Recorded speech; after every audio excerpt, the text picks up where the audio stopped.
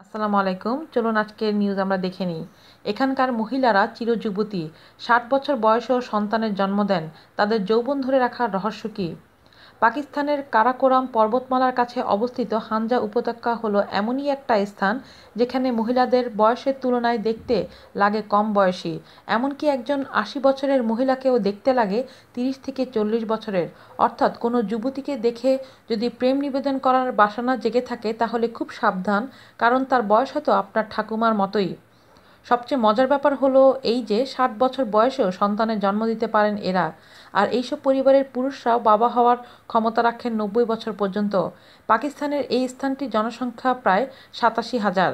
আর এখানকার মানুষের আয়ু প্রায় 150 বছর এবং 100 বছরেরও বেশি বয়স, যাতে তারাও দিব্যি সুস্থভাবে জীবনযাপন করছেন।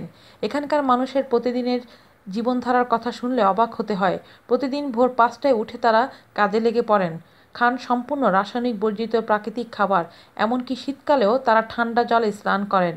আর এটাই হয়তো তাদের দীর্ঘায়ু হওয়ার প্রধান কারণ। আজ এ পর্যন্তই। ভালো থাকবেন সবাই। আল্লাহ হাফেজ।